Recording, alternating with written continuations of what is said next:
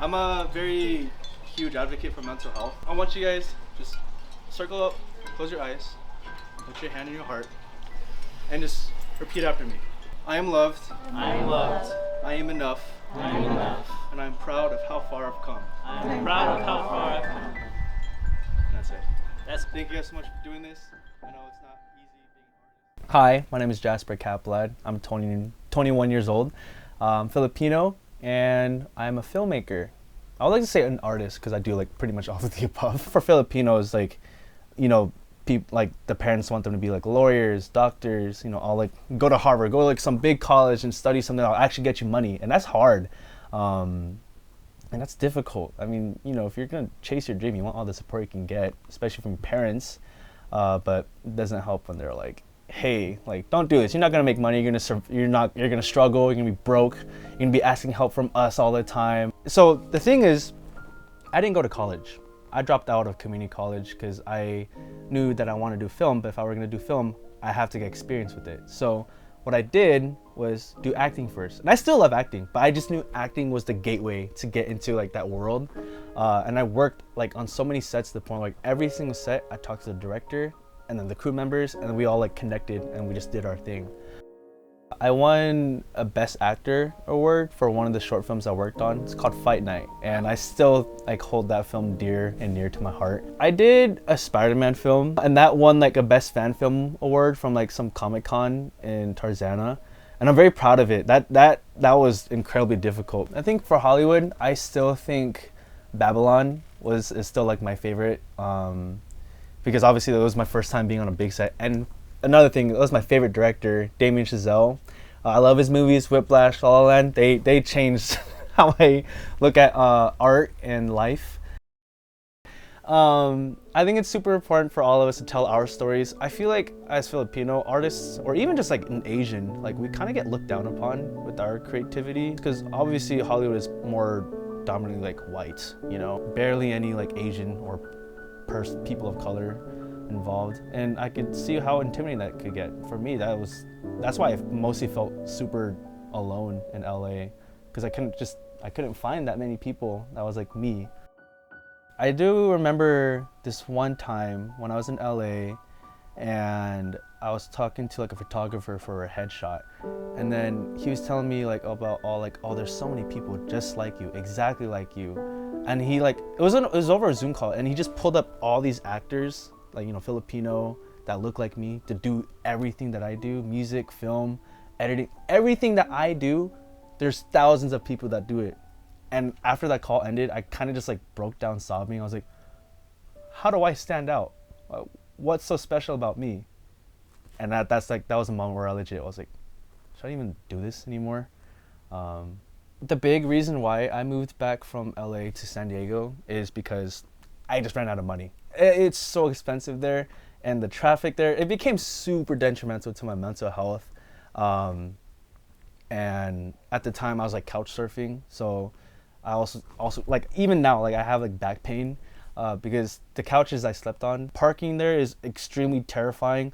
There's so many times where my car almost got towed, and the environment there was super hostile. I felt sort of burnt out too. Yeah, so I moved back here, and I feel really good. But if I had it my way, I'd still stay there. I would still be there like no matter what. But financially, I couldn't, so I had to come back here. Do you feel like moving back to San Diego was a step forward, or was it taking a step back and trying to work your way forward? If I'm gonna be honest, I feel like career-wise, it did take me a step back, but personal-wise, it was a step forward. I actually feel like way better now that I'm here in San Diego. I feel like I'm more connected with people here in San Diego, like all the creatives here. Comparing creatives here in San Diego to LA, it's like a huge contrast. Everyone in LA, either they're like super like hostile or aggressive, they're super angry, like, hey, I know better, fucking listen to me. And over here, like, it's an actual like, hey, like, we're here, let's do this, let's do our best. We're here for each other, and it's actually like, it feels nice. It actually feels like we actually care for each other. And then in LA, it's just super like, you know, yeah. There is a community here in San Diego called the Fil-Am club here, and we have a Discord, and that's not social media. It's just a group chat, and we all just like send like, hey, there's a casting call. There's something. Here's this going on. And honestly, that's all I really need to know. I'm very, very grateful that there's a community here in San Diego. So I'm doing a music video right now, and this is my first time like getting people from there, and they just know what they're doing. And like they have so much experience on sets to the point where I'm like, okay, now I could just direct and just talk to the actors. Because before this music video, I've always done everything myself, like directing, editing, producing, writing, shooting, everything, color grading. But now with this team, like, and not only like just like a team group effort kind of thing, I just feel more connected and close with them, and it's super nice like to know that like they're very supportive. We all support each other. So yeah, in this very harsh reality of the industry, we need this. I am very, very proud of my identity. I as much as I joke like, oh man, I wish I had privilege. No, I'm actually glad. Like I feel like where I am now is the reason, like how I grew up and how like who I am is the reason why I'm who I am now. But the thing is, like doing it from the ground up, that was incredibly like lonely. It still is lonely. Like, you know, I'll go to like a film set and all the crew members, they're like homies, right? So they'll be like, you know, that's a wrap. Woo, we're celebrating. When everyone's celebrating, I get sad instead, because I know for sure like these crew members, they're gonna see each other tomorrow. I'm not seeing them again for like whenever. Yeah, I also do believe that social media is also pushing me as an artist, because I also followed a bunch of filmmakers on social media, and I would see their progress, and I'd always compare myself to them. Like, why am I not doing what they're doing? Like, I'm not thinking about them anymore. I'm thinking about myself, which is nice. Like, I'm in my own world now. I'm actually working. I'm actually writing. I'm brainstorming. I'm like putting in the work. You know? So there's like multiple messages I'm trying to send. Like for me, I write what hurts the most and just put it out there. Because if I write what hurts me, I'm sure a lot of people can find themselves in it. I believe in 5 years, I'll be very proud of who I am now. My big advice is to not put a time limit on yourself. Because if you put a time limit on yourself, you're just gonna stress yourself out. When I moved to LA, I thought I was gonna be big and famous in like 2 months. Nope, I got humbled quick.